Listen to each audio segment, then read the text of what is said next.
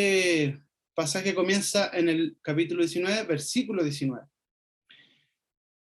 Y sigue la misma idea de amar a Dios y de amar al prójimo, pero como les decía, de formas aún más cotidianas, porque Dios está preocupado de nuestra vida, incluso de las cosas ordinarias. Aunque no logremos ver en el día a día que Dios está preocupado de esas cosas. Dios nos quiere invitar en esta hora a que nosotros podamos abrir nuestra mente y saber de que Él está con nosotros desde que abrimos nuestros ojos en la mañana hasta que nos vamos a dormir.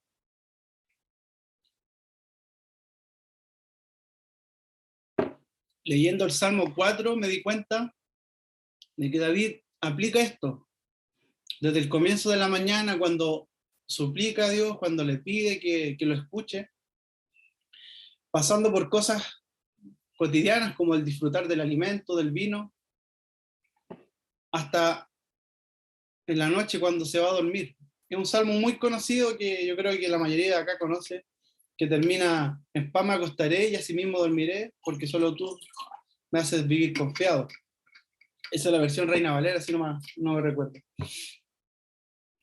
Pero el Salmo 4 refleja muy bien lo que vamos a estar viendo en este momento. Entonces, estos versículos que acabamos de leer nos quieren mostrar una verdad más profunda de lo que podemos ver a simple vista. Por ejemplo, el simple hecho de que nos hable de algo tan común como la vestimenta, como la ropa, y que Dios se preocupa del material con lo que esto está hecho. Pareciera que fuera algo totalmente sin importancia, pero no es así. Si vemos el texto en su contexto, nos daremos cuenta de lo que Dios quiere decirnos, y que de la ley del Señor está llena de sabiduría. Y me quiero detener ahora. ¿Qué es lo que estamos haciendo ahora, en estos momentos, desde que comenzó el culto a las 11:30? Es enfocarnos en los atributos de Dios, en adorarlo, en tener comunión con Él, tener comunión con Jesucristo y con el Espíritu Santo. ¿Y esto para qué? Para que mañana, al comenzar una nueva semana en el trabajo, en nuestras responsabilidades, en que podamos aplicar todo esto a nuestra relación con nuestro prójimo. A que tengamos una manera diferente de ver el mundo, no como todos lo ven o como todos lo hacen. Entonces ahora vamos a ver esta verdad que el Señor nos quiere enseñar en este día. El cómo podemos amar a Dios y a nuestro prójimo.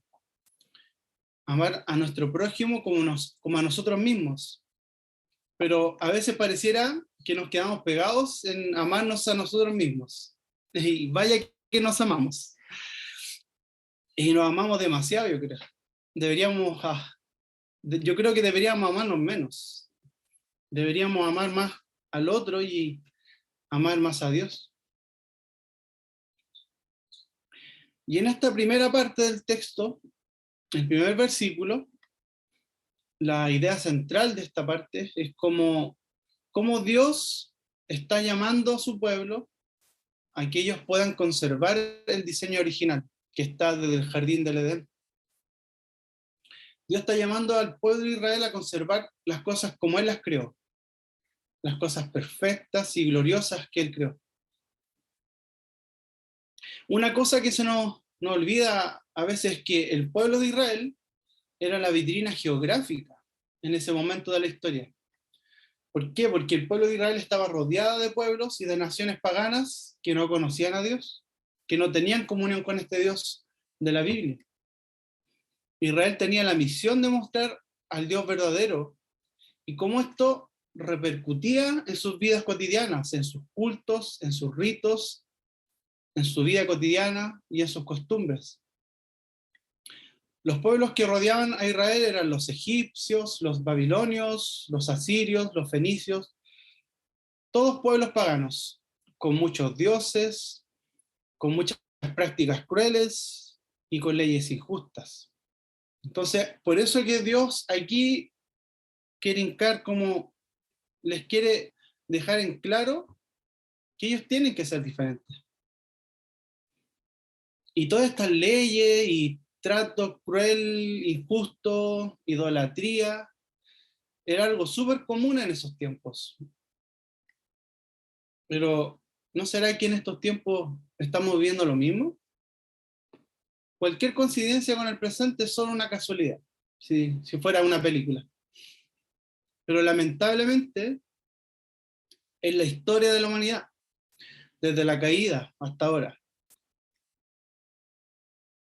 como diría un cinéfilo, la realidad supera la ciencia ficción. ¿Y cuál es la realidad? La realidad es la idolatría en el corazón humano que se traduce en su vida diaria, en lo que adoramos o en lo que no adoramos. Si adoramos al Dios verdadero o al Dios falso, en si lo amamos o si lo odiamos. Nuestras obras hablan más que nuestras palabras.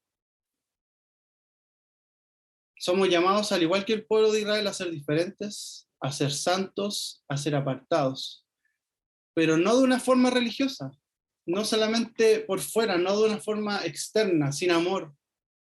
Dios nos quiere llamar en este momento de maneras concretas. Por eso necesitamos escuchar y ver la palabra de Dios, cómo debemos conducirnos, cómo debemos caminar con su ayuda. Y la única forma es dependiendo del sacrificio de Cristo, de la gracia de Dios, como bien nos decía Héctor la semana pasada, de la obra del Espíritu Santo en nuestra vida. Porque todas estas leyes, todos estos estatutos que Dios nos está entregando no son para ganarnos el amor de Dios, ni para ser hijos, ni para poder ser parte de la iglesia. Ya somos hijos, ya somos parte de la iglesia, y todo esto es por gracia, no es por nuestro mérito. Pero entonces, si ya somos hijos, si ya somos parte de la familia de Dios, si Dios ya es nuestro Padre, si el Espíritu Santo ya está dentro de nosotros, ya pertenecemos, ¿cuál es la forma en que deberíamos vivir nuestra vida? Bien, entonces con la Biblia abierta vamos a ir viendo versículo por versículo qué es lo que el Señor nos quiere hablar en esta hora. No tengo puntos, vamos a ir viendo versículo por versículo, así que vamos a estar ahí atentos. Y les voy a recordar el título del sermón, que es Dios santifica nuestra vida diaria.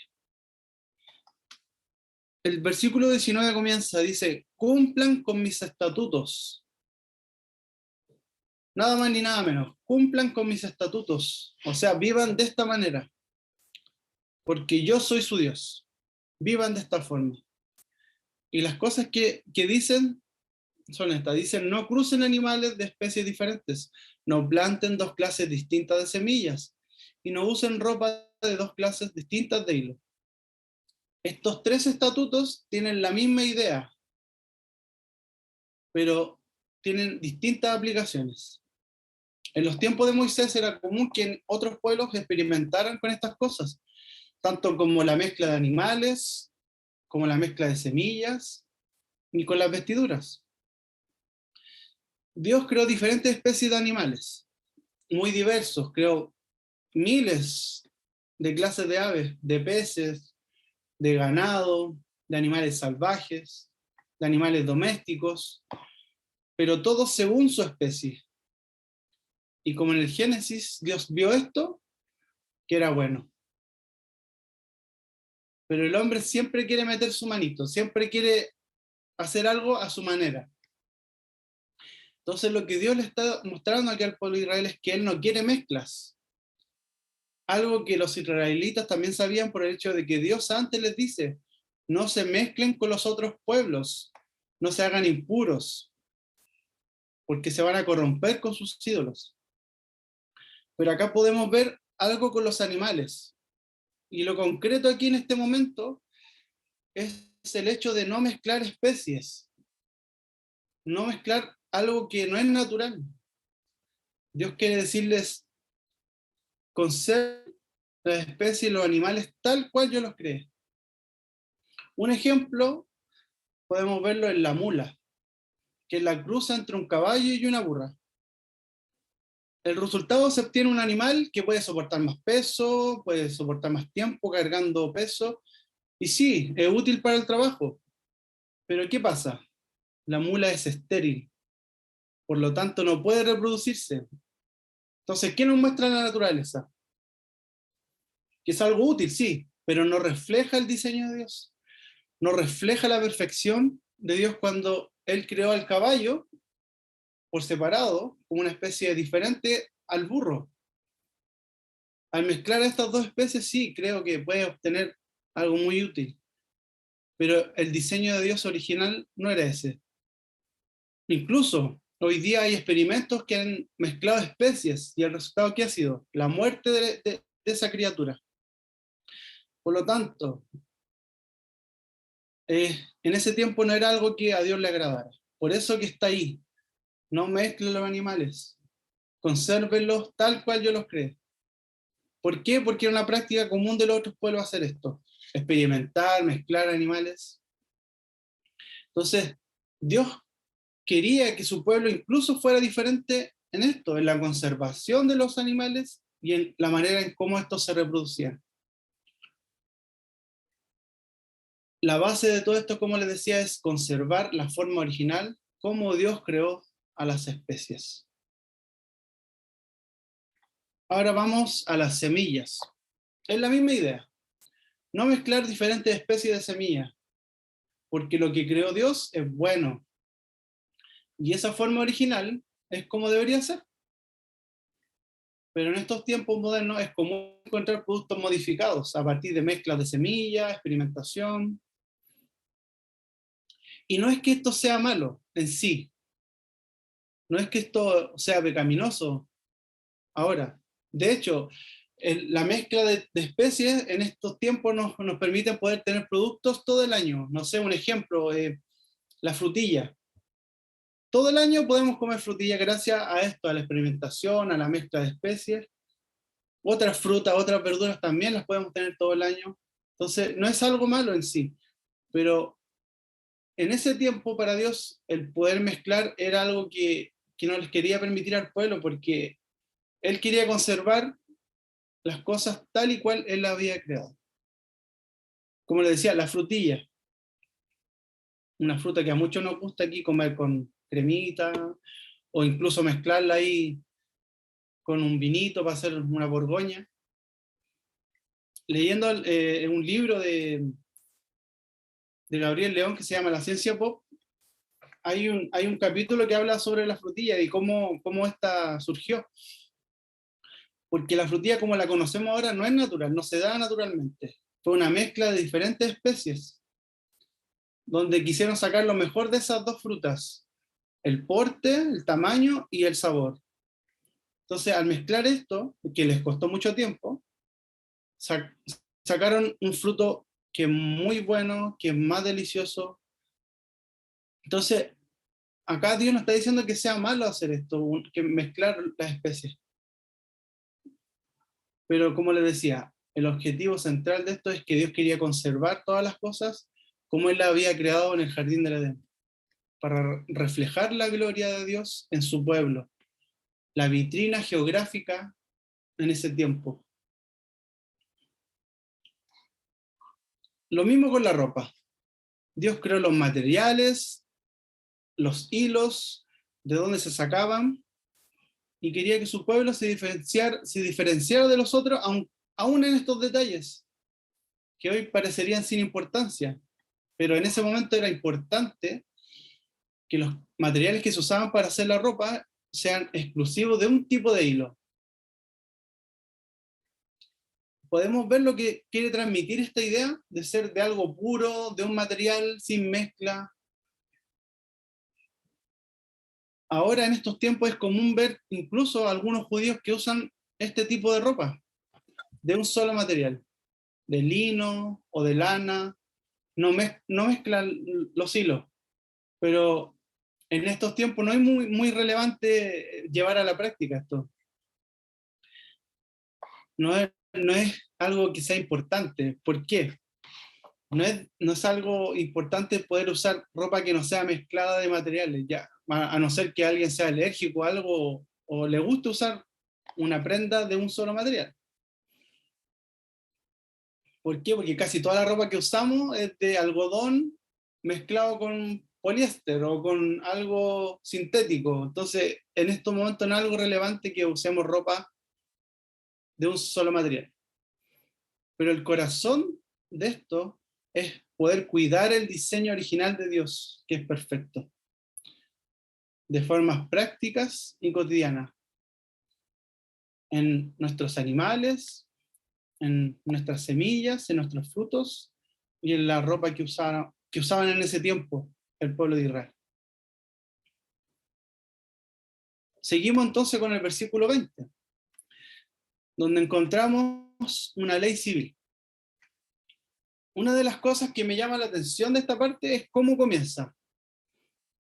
Así comienza, dice, si un hombre se acuesta con una esclava, y ahí me detengo, si un hombre se acuesta con una esclava, ¿qué me dice esto? Que Dios sabía que esto pasaba, Dios sabía que esto iba a pasar. Dios es aún más realista que nosotros. Dios sabe que nosotros somos pecadores y que necesitamos de su gracia. Entonces, por eso pone este estatuto aquí. Si un hombre se acuesta con una esclava. Y la explicación de esto que pasaba era que era cuando un hombre o un amo abusaba de su esclava de una forma un poco engañosa, como la seducía para poder tener relaciones con ella.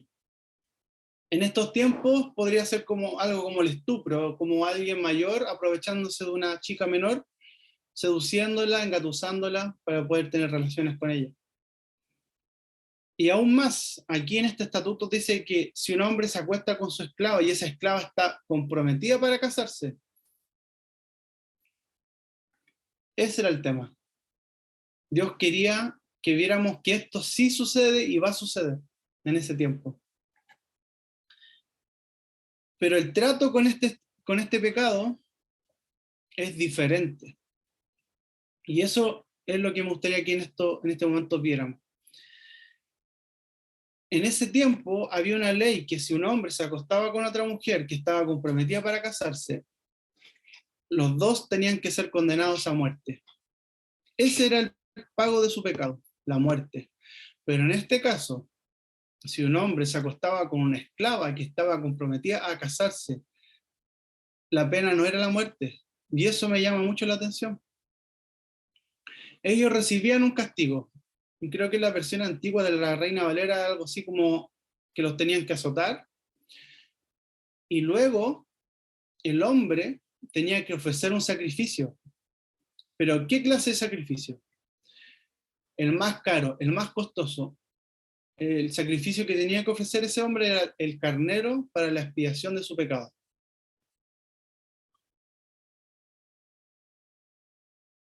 Entonces, como les decía, si esa mujer no hubiese sido esclava, no hubiese estado comprometida, los dos tenían que haber muerto. Pero acá lo que el Señor está mostrándonos es que Él quiere un trato diferente hacia los esclavos, hacia la esclava. Dios trata con gracia, sobre todo a la mujer. La trata con misericordia. Porque sabe que acá el responsable es el hombre que abusa de esa mujer, de esa esclava. Entonces Dios quería que el pueblo de Israel viera esto, el trato de cómo Dios trataba con este pecado, con esto que sucedía en el pueblo.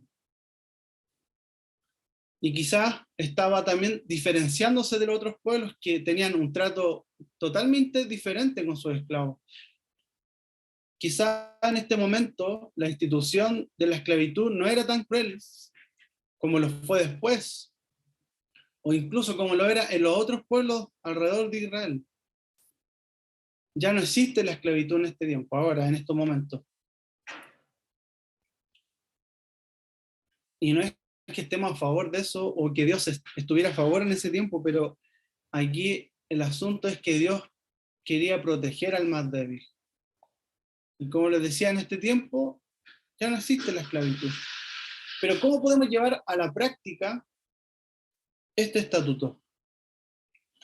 Lo podemos aplicar en el trato de los hombres con las mujeres. Sobre todo si hay un hombre mayor que quiera abusar de una menor. Podemos aplicarlo en cómo nos relacionamos con nuestras hermanas que están comprometidas con otros hombres para casarse. En cómo nos relacionamos con nuestras compañeras de trabajo. O en los lugares que nos movemos. Es un llamado del Señor a no abusar del poder, ni a andar seduciendo a mujeres que están en alguna condición de debilidad.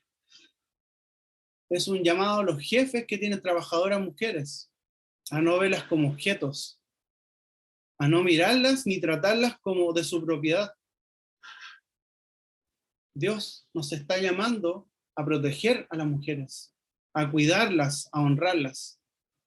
Así como Pablo nos enseña en la carta a Timoteo, el trato a las mujeres, el trato de nuestras hermanas en la iglesia, como bien digo, a tratarlas como hermanas y a las más adultas como nuestras madres. Y de esta forma podemos honrar al Señor, siguiendo el ejemplo de Jesús. Jesús dio muchos ejemplos de cómo relacionarnos con las mujeres, con misericordia, con amor, viéndolas como nuestros iguales. Nuestro deber como hombres delante de Dios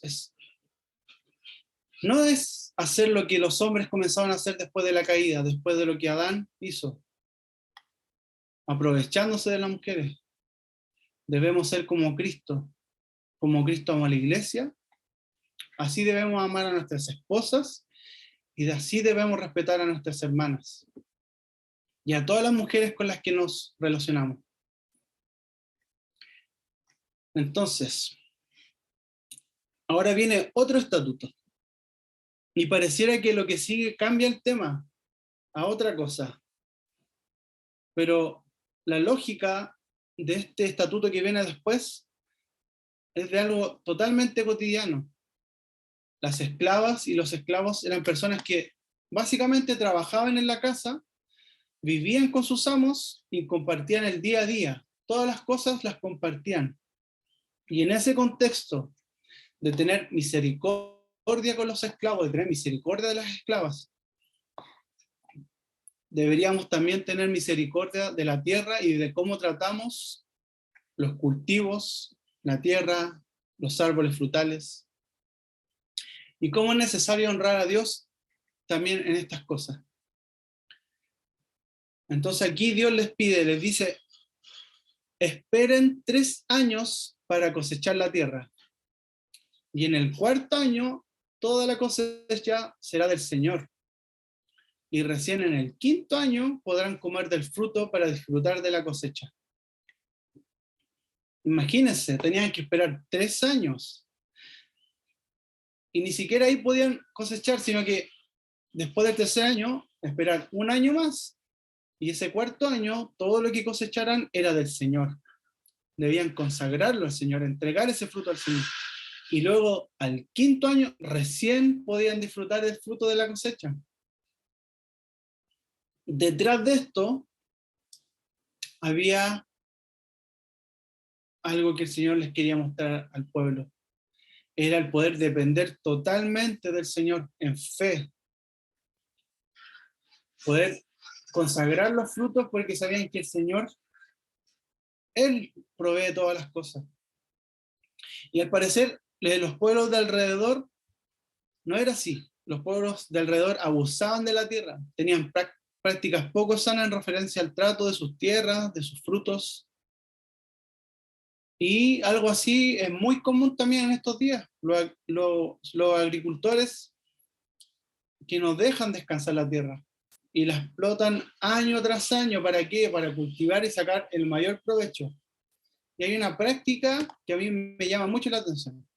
Esta de que después de que cosechan, queman el campo para poder volver a sembrar en poco tiempo. Pero esto al final, ¿qué es lo que está haciendo? Está haciendo daño a la tierra, la está echando a perder. Y vemos muchos campos donde la tierra ya está erosionada y ya no se puede plantar, ya no se puede usar, ya no hay minerales. Están matando la tierra. Y este es el espíritu de esta parte, que el Señor nos está llamando también a cuidar la tierra y de no depender tanto de lo que nosotros podemos hacer con nuestras manos, sino de lo que el Señor nos entrega. Ese es el llamado que Dios le estaba haciendo al corazón de su pueblo. En 3 años cosechen y al 4.º año para mí.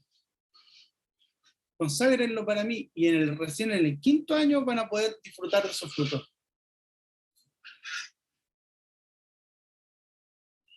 Esta era una prueba de fe para el pueblo, de total dependencia del Señor. Y saber de que Él provee todo lo necesario para el sustento.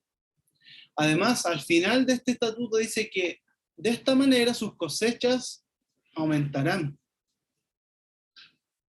Otra forma en que podemos aplicar esta verdad es entregando nuestro diezmo. De todo lo que el Señor nos da, de todo nuestro trabajo, el poder apartar el diezmo para el Señor debería ser lo primero que hacemos.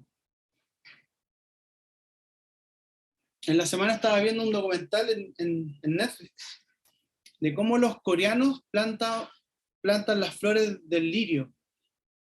Nunca sabía que el lirio producía un fruto y que ellos a la vez también se comen la flor, pero también el fruto del lirio, que está debajo, que es la semilla, tienen un trato diferente. Y yo podía ver cómo ellos esperaban 3 años, esperaban 4 años, y al 4.º año lo que hacían era sacar el fruto y lo volvían a replantar. Luego, recién al 5.º año lo cosechaban. Y de esta manera obtenían un fruto del lirio más grande, más abundante y más delicioso que si lo hubiesen hecho al 3.er año o al 2.º año. Y me hizo mucho sentido cuando leí esta parte de Levítico. Me hizo mucho sentido el cómo ellos trataban la tierra, cómo ellos dejaban que la tierra hiciera que el fruto creciera más abundante, más grande. De hecho, los que saben de cosechas dicen que al 4.º año las cosechas son más abundantes y los frutos son más ricos. Así que Dios también nos está tratando de decir aquí que Él sabe cómo funcionan las cosas, Él creó todas las cosas. Y Él nos quiere mostrar cómo sacarle el mejor provecho, de una buena forma. Otra forma concreta de aplicar este mandato sería que cada vez que nos reunamos a comer, a compartir algo a la mesa, lo primero que deberíamos hacer es agradecer al Señor por todo lo que Él nos da, por todo lo que tenemos, y que nos da la posibilidad de poder compartirlo. Y como les decía adelante, el apartar el diezmo también es una señal de que al Señor le pertenece lo que Él nos da, lo que Él nos provee. El siguiente estatuto está entre medio del que acabamos de leer y el que viene a continuación. Como les decía al principio, son estatutos que están mezclados, que no son apartados, que no son uno por uno, sino que se van entrelazando. Y es el hecho de comer sangre. El hecho de comer sangre es una práctica pagana en los tiempos de Israel. Se usaba mucho en los ritos, en los cultos paganos. Entonces la sangre en estos pueblos era un símbolo. Como les decía, algo que se utilizaba en los rituales. Pero como ley ceremonial, la sangre para nosotros es el símbolo de lo que Cristo hizo. Por eso es que también era algo sagrado. Dios quería que el pueblo, de una forma gráfica, viera que la sangre era un símbolo de algo y que era algo puro, que la sangre no deberían comérsela o usarla para otras cosas como los pueblos de alrededor lo hacían, que lo hacían de una forma pagana, por así decirlo.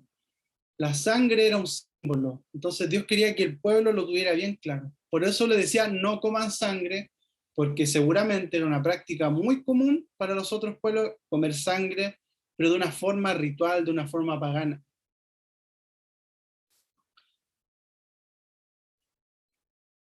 Cristo ya derramó su sangre. Cristo ya pagó nuestros pecados gracias a su sangre. Entonces podríamos decir que este estatuto no es necesario aplicarlo de esta forma textual, que ya no podemos comer sangre. Pero el contexto de Israel, como le enseñó el Jonathan hace unos domingos atrás, es que cada vez que alguien quería compartir con sus amigos un animal, un carnero, un vacuno, o hacer un asado, por así decirlo, para que se entienda, lo que primero tenía que hacer era llevarlo al sacerdote, y el sacerdote le quitaba toda la sangre al animal y se lo ofrecía al Señor. Le ofrecía esta sangre al Señor, y luego de esto, ellos podían comer la carne. Y el estatuto acá, en el original, dice textualmente, no dice no coman sangre, dice sáquenle o quítenle la sangre a la carne antes de comérsela. Entonces, una forma práctica de aplicar esto también sería cuando nos juntemos, hermanos, a hacer un asado que tanto nos gusta acá en Iglesia 1, lo mínimo, lo básico sería cuando estamos haciendo el asado es detenernos un momento para orar y para agradecer al Señor por la bendición de poder disfrutar de algo así. Pero muchas veces se nos olvida esto. Se nos olvida, estamos disfrutando, compartiendo, y eso está súper bien. Pero se nos olvida esto que es súper básico, de que estas cosas Dios las ha dado para que las disfrutemos en Él. Y ahora tiene sentido que podamos comer prietas, po. Es la prieta que tanto nos gusta acá en Iglesia 1, que hasta incluso inventamos el prieta pan. Nosotros nos gusta más comer prietas con pan que comer choripán. Y se extrañan esos momentos, ¿verdad? En que podíamos compartir, gozarnos, destapar una botella de vino, compartirla. Son momentos para gozarnos, pero también debería estar ese elemento del Señor, de agradecer a Dios por esos momentos. Y como les decía, todo esto de no comer sangre va ligado a lo que viene después, porque está en el mismo versículo. Cuando dice no coman sangre, después dice, al mismo momento dice, no consulten adivinos y no practiquen la brujería. Ahí dice sortilegio, pero es lo mismo. No coman sangre, no consulten adivinos y no practiquen la brujería. ¿Por qué? Porque era algo muy común de los pueblos alrededor de Israel que hicieran esto. Ritos de adivinación, brujería con sangre. Se va entendiendo la idea de estos ritos paganos, de la sangre, de la adivinación, de la brujería. Tenía que ver con todo eso. Y estas cosas que aquí nos muestra Dios tienen que ver totalmente con el mandamiento de no tener ídolos, de no tener otros dioses. Este estatuto va en contra del primer mandamiento. O sea, la aplicación de esto, el hacer brujería, el comer sangre en ese tiempo, consultar a la adivinación, a los adivinos, era atentar en contra del primer mandamiento, de no tener ídolos, de no tener otros dioses. Y esta era una forma de no mostrar confianza a Dios, de no confiar en la providencia de Dios. Es una forma de buscar atajos para saber el futuro o de poder querer mover algo con ritos. Esto va todo en contra del Señor. El no confiar en la providencia del Señor, en lo que el Señor quiere para nosotros, en la voluntad de Dios. Aquí está el asunto. El no confiar en el Señor. Por eso dice, no consulten adivinos, no hagan brujería, no coman sangre. No sean como los otros pueblos, que pareciera que no, cuando hacen esto, no tienen a un Dios, al Dios verdadero. Pero seguimos adelante. Y aquí vienen otras prácticas que son más comunes. Hay cosas que también podrían ser ridículas, como el corte de pelo, corte de barba, pero aquí viene la misma lógica del jardín del Edén. Dios quiere que su pueblo refleje el diseño original y se diferencie de los demás pueblos. ¿Y qué mejor manera de no cortarse el pelo como lo hacen los demás? O hacerse cortes extraños, o de la barba, hacerse cortes raros en la barba. Dios quería que ellos, preferentemente los hombres, o se afeitaran totalmente o no se hagan cortes extraños. Entonces, era como déjense crecer la barba, naturalmente, no se hagan cortes extraños, déjense crecer la barba. Y el pelo, déjense lo natural, pero nada intermedio, nada raro. Entonces aquí Dios, con cosas tan prácticas como un corte de pelo, si en la mañana te afeitas o no te afeitas, eran cosas visuales que podían reflejar también que este pueblo era diferente a los demás. Pero en estos tiempos eso quizás no se aplica ya. Ya el corte de pelo, la barba, ya no es algo que Dios nos pida, porque en estos tiempos es algo quizás que no tiene mucha relevancia para diferenciarnos de los demás. Sobre todo porque la iglesia de Cristo está constituida por muchas naciones, por muchos pueblos, entonces ya no es una condición, ya no tenemos que dejarnos la barba como los judíos o no cortarnos el pelo. Si te gusta dejarte la barba, bien. Si no te quieres cortar el pelo, bien. No es pecado hacerlo o no hacerlo. Pero se entiende la idea que está detrás. Dios quería conservar el diseño original. Entonces, llegamos ahora a un tema también que es un poco confuso a veces, que provoca un poco de discordia y que lo sacan de contexto, incluso con esta traducción que tenemos acá. ¿Y por qué le digo que es sacado de contexto? Porque toman este versículo y lo usan de una forma que no está bien, porque debería leerse en todo su contexto. ¿Y de qué estoy hablando? Concretamente, de los tatuajes.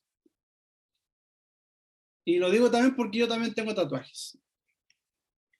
Y la verdad es que tatuarse, hermano, no es pecado. No hay ninguna parte de la Biblia que diga que hacerse tatuajes es pecado. Y en esta parte del texto tampoco está hablando de eso.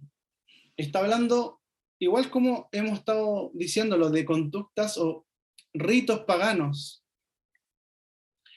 Lo que está diciendo literalmente en esta parte del texto es que ellos se cortaban la piel haciendo un rito por los muertos, como tomando un cuchillo y cortándose la piel, haciéndose marcas o deformándose la piel por los muertos. No está hablando aquí de arte corporal o de hacerse un dibujo. Entonces, quizás tal cual como sale ahí, no aplica a los tatuajes en estos tiempos. Pero sí, lo que podríamos rescatar de esta parte, ¿qué pasa si alguno de nosotros se hace un tatuaje, pero en su conciencia él sabe que está pecando? Ahí está mal. No el hecho de hacerse un tatuaje, como le decía, que sea un pecado hacerse un tatuaje. Pero si en tu corazón la razón para hacerlo es pecaminosa y tu conciencia no está en paz con Dios, no deberías hacértelo. Porque al hacértelo vas a estar pecando. Una cosa más que me llama la atención también, que el otro día la hablaba con la Vale. ¿Por qué no puedes dejar de tatuarte? ¿Por qué tienes la necesidad de hacerlo? ¿Por qué seguir incluso llevándolo incluso a un plano más concreto? A ver, ¿qué pasa si en tu casa están pasando necesidades? Están apretados de lucas y tú decides tatuarte aunque sabes que esto se sale del presupuesto. ¿Por qué? Porque tatuarse no es barato. Y yo lo sé porque tengo un par de tatuajes y no son baratos. Entonces, por experiencia propia, si tú no estás proveyendo para tu casa por estar tatuándote y gastándote ese dinero que es para tu casa, para tu familia, examina lo que estás haciendo, hermano, porque podrías estar pecando. ¿Por qué esa necesidad de hacerlo? ¿Será que hay algo ahí en tu corazón? Si es solamente por arte o por decorar tu cuerpo, porque te gustan y porque lo puedes hacer, no hay ningún problema. Eres libre. Si en tu conciencia estás tranquilo con Dios, eres libre para hacerlo. Pero si esto está provocando un problema, deberías pensarlo. Deberías pensar estas cosas. Lo voy a dejar ahí, ¿no? Seguimos entonces. Otro estatuto en la misma línea de todo esto de los ritos paganos y cosas así. Es dar a sus hijas para ser prostitutas. Y esto era una costumbre común en esos tiempos, que los padres entregaran a sus hijas para ser prostitutas en los templos, para estos ritos paganos de adoración a los ídolos. Era una costumbre súper común en ese tiempo. Y esta actitud y esta costumbre estaba totalmente en contra también del mandamiento de idolatría, de adoración a otros dioses, de no tener otros dioses.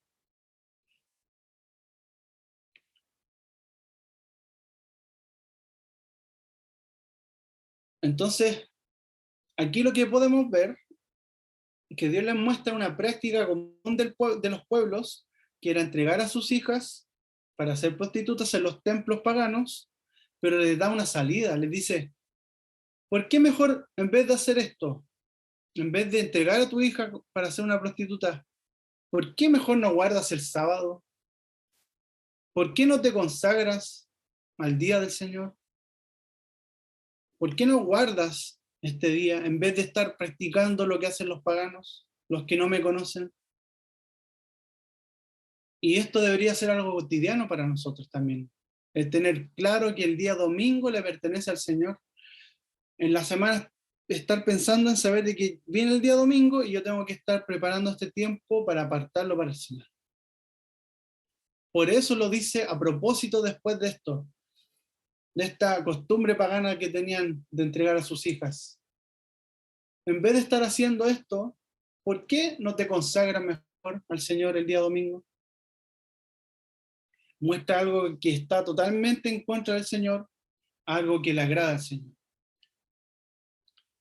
Y en la misma línea sigue, no vayan a consultar a los que hacen necromancia, ni a los espiritistas.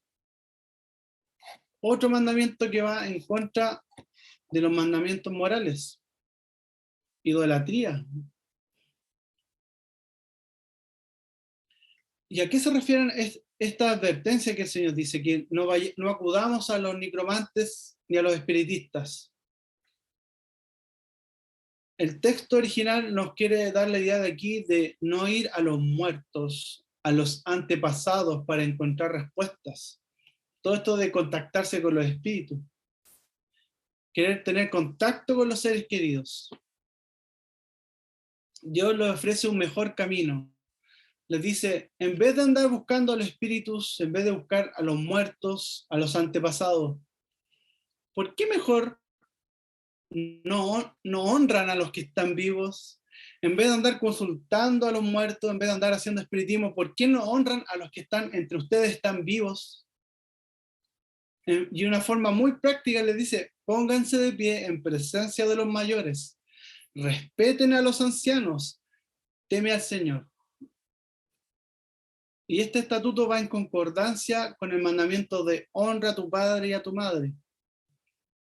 ¿Y qué más práctico que honrar a nuestros ancianos y seres queridos, tomándolos en cuenta, cuidando de ellos? Claro, consultar a un espíritu, a los muertos, a los ancestros. ¿No será esto una conducta pagana, pero que fuera más cómoda? En vez de poder respetar en vida a los que tenemos acá, a nuestros padres, a nuestros abuelos, a las personas mayores, en buscar que sus condiciones mejoren. Entonces Dios está siendo súper concreto aquí. En vez de que acudan a los espiritistas y que estén buscando respuesta a los espíritus, ¿por qué mejor no honran a los ancianos? ¿Por qué mejor no los cuidan, no los protegen, no les muestran respeto?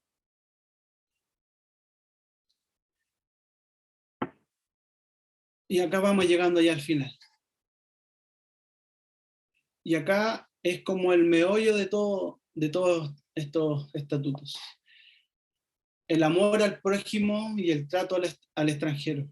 El trato a los inmigrantes, a los que son diferentes a nosotros. Dios nos llama a tratarlos con amor, con misericordia y con la gracia que Dios ha mostrado con todos nosotros. ¿Y qué mejor? En estos tiempos tenemos la oportunidad para hacerlo, ¿no? Tenemos la oportunidad de poner en práctica este estatuto, este mandamiento. Tenemos muchos vecinos, amigos, compañeros de trabajo que son extranjeros. Yo mismo tengo muchos compañeros que son venezolanos, venezolanas, colombianos, colombianas, haitianos que podemos conocer también.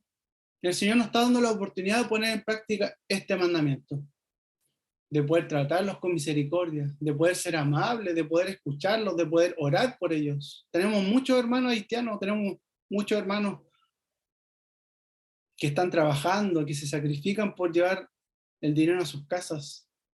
¿Y qué mejor manera de mostrar el amor del Señor? El poder detenernos a escucharlos, tener amabilidad con ellos, ayudarlos en sus necesidades también, como pueblo de Dios que somos.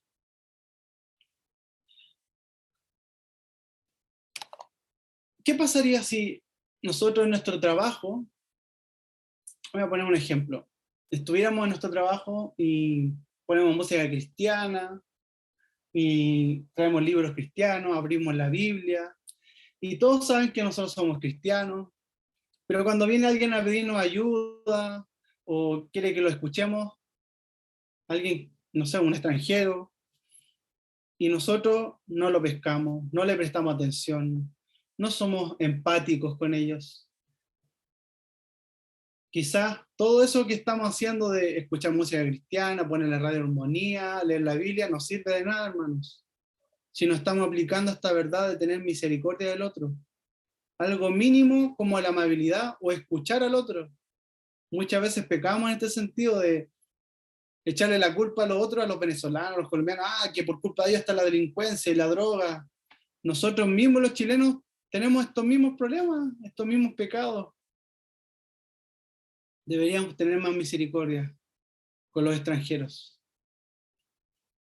Y el texto sigue aún más allá, diciéndonos cosas prácticas referente a las transacciones, a los negocios.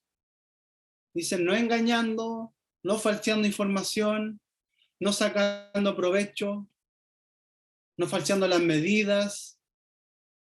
Por lo tanto, ¿qué tiene que ver esto con los mandamientos?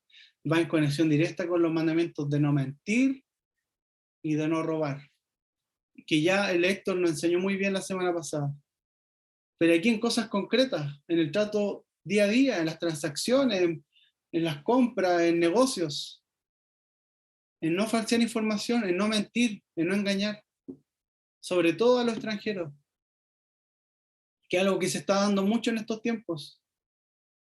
Un ejemplo, gente hacinada viviendo en un departamento porque los arrendatarios le aceptan eso y que vivan ahí hacinados en condiciones muy malas, o el sueldo que les pagan indigno.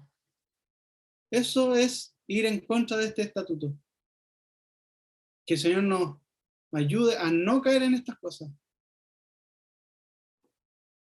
a tener misericordia y tener un trato justo con el forastero.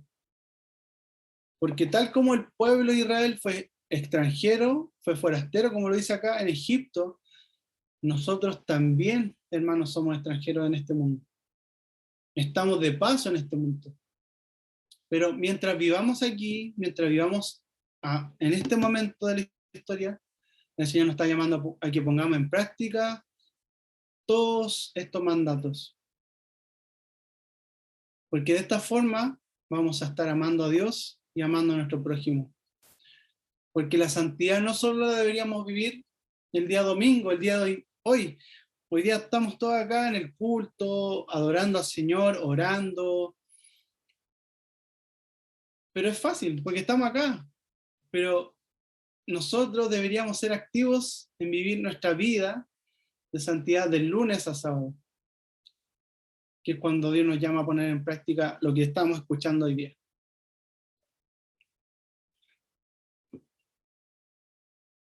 Pero el texto termina diciendo que el Señor nos pide todo esto porque Él es el Señor.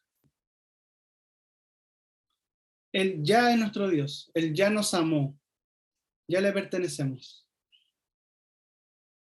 Aunque fallemos, hermano, aunque no cumplamos todo esto, aún seguimos siendo hijos del Señor. Aún seguimos siendo, pertenecemos a su iglesia. ¿Qué quiere decir esto? Que esto es solamente por gracia. Solo por la gracia del Señor que podemos poner en práctica todas estas cosas. No es por nuestro esfuerzo, es dependiendo del Señor. Y con mayor razón, ¿por qué es por gracia? Porque nuestra salvación no la ganamos nosotros, la ganamos en Cristo. Cristo hizo posible que fuéramos salvos. Cristo dio su vida y cumplió todos estos mandatos. Trató bien al extranjero, fue justo, no practicó nada de estas cosas para que nosotros podamos seguir sus pisadas amando a Dios. Así que, por último, me gustaría que leyéramos el Salmo 4. Como les decía al principio, es un salmo que nos muestra cómo el Señor quiere que vivamos nuestra vida, desde que nos levantamos hasta que nos vamos a dormir. Salmo 4. Responda a mi clamor, Dios mío y defensor mío. Dame alivio cuando esté angustiado. Apiádate de mí y escucha mi oración. Y ustedes, señores, ¿hasta cuándo cambiará mi gloria en venganza? ¿Hasta cuándo amarán ídolos vanos e irán en pos de lo ilusorio? Sepan que el Señor honra al que le es fiel. El Señor me escucha cuando lo llamo. Si se enojan, no pequen. En la quietud del descanso nocturno, examínense el corazón. Ofrezcan sacrificios de justicia y confíen en el Señor. Muchos son los que dicen, ¿quién puede mostrarnos algún bien? Haz, Señor, que sobre nosotros brille la luz de tu rostro. Tú has hecho que mi corazón rebose de alegría mayor que la que tienen los que disfrutan de trigo y vino en abundancia. En paz me acuesto y me duermo, porque solo tú, Señor, me haces vivir confiado. Muy bien. Los quiero invitar a que oremos para cerrar este tiempo y que esta palabra pueda hacerse viva en nuestro corazón, en nuestra mente, y que podamos ponerla en práctica, pero con la ayuda del Señor, no por nuestra fuerza. Así que vamos a orar, vamos a pedirle al Señor que nos ayude para que esta semana que viene podamos poner en práctica todas estas cosas. Que oremos. Padre, gracias te damos por tu palabra, gracias te damos porque tú eres claro, Señor, porque tú nos hablas, Señor, a través de tu palabra, y en esta hora queremos pedirte que tú nos ayudes, Señor, con tu Espíritu Santo, con tu gracia, a poder, Señor, ponerla en práctica, no solamente aprenderla, escucharla y saberla, sino ponerla en práctica. Señor, ayúdanos, Señor. Necesitamos de tu Espíritu Santo, necesitamos de tu guía para poder vivirla, Señor. Gracias te damos, Señor, porque sabemos que no depende de nosotros, porque ya somos tus hijos, porque tú ya nos compraste al precio de la sangre de tu Hijo, y en eso también podemos descansar, Señor. Pero recuérdanos, Señor, que somos responsables, Señor, también de vivir nuestras vidas delante de ti, con temor y temblor. Gracias, Padre, por estos momentos. Quédate con nosotros en esta hora. Te lo pedimos en el nombre de Jesús, nuestro Salvador. Amén.